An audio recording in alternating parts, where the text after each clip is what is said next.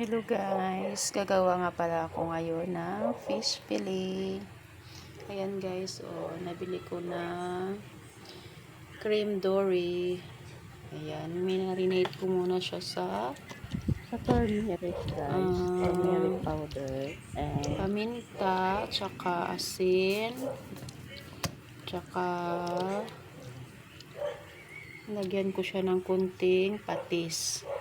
Tsaka ito naman yung aking breadcrumbs. Yung gamit ko. At tsaka ito naman yung flour at tsaka eggs. Ang unang gagawin natin guys, kukuha tayo ng cream dory. Ayan. Tapos, i-dip natin siya sa flour.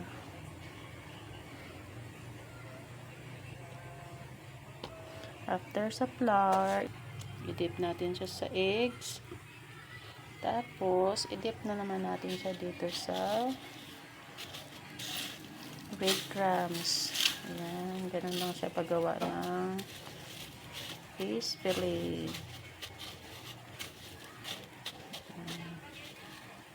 Tapos, ilagay ko siya dito.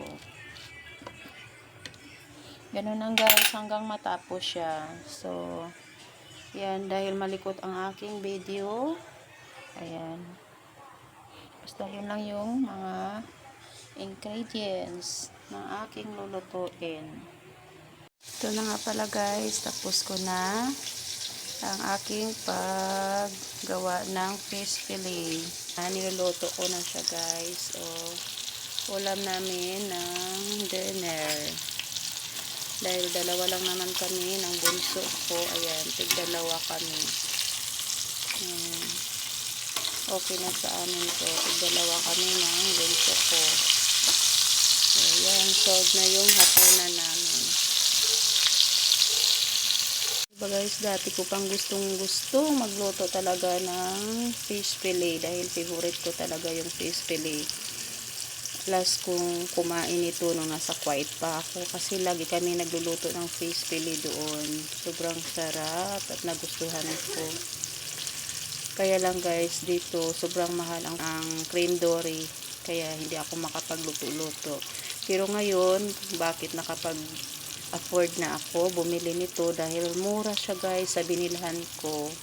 Sobrang mura niya. So yung isang pack, bali 3 beses na namin mauulam ng anak ko. So, sulit na sulit. Kung bibili kami ng ulam, yung 100, hindi kasya kung magluluto ako ng ibang klaseng ulam. Pero dito guys, tingnan nyo, sa 4 na slice, tagdalawa na kami ng anak ko, malalaki pa siya guys. Tapos, meron pang natira. Marami pa siya. So, siguro mga 3 pieces kami mag-uulam nito. Ayan guys. So, nakakatipid na ako sa aming ulam. Ayan. Guys, alam mo kung ano yung magasarap na sauce dito. Nasa sa inyo na lang guys. Pero ako gusto kong sauce dito guys ay ketchup at mayonnaise. Masarap. So guys, nagluto nga pala ako nito mixed vegetable.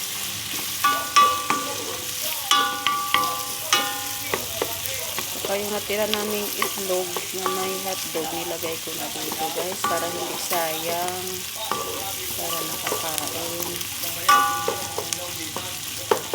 guys. Partner niya kasi masarap, may gulay yung gulay na partner niya.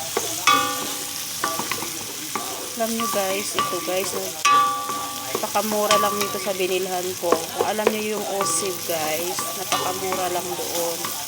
Yung isang pack ng mixed vegetable guys, ano lang siya, 27.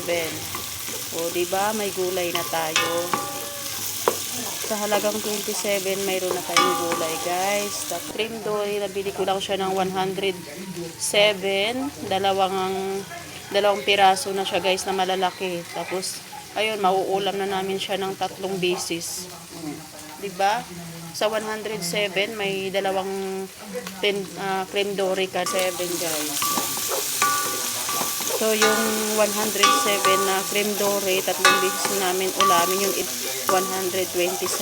So, 3 times mo yun uulaman. O, diba nakamura? Kasi sa amin, dalawa lang kami guys. Kaya ito guys, ang kalahati nito bukas ng umaga. Kasi hindi naman namin mauubos dalawa ni Bunso. Kaya kahit ito, yung hotdog saka itlog, na magkasama yan sila guys. Ulam namin kaninang almusal. So, ayan guys, nilagay ko sa dito para may sahog siya. Diba? So, ayan, hatiin ko lang kalahati bukas ng umaga, breakfast ng Bunso. May ulam na sa bukas. Okay na siya guys, tapos na yan, luto na yan. Hello guys, ito ready na po yung ating ulam for dinner. Kain na po tayo. Thank you for watching guys.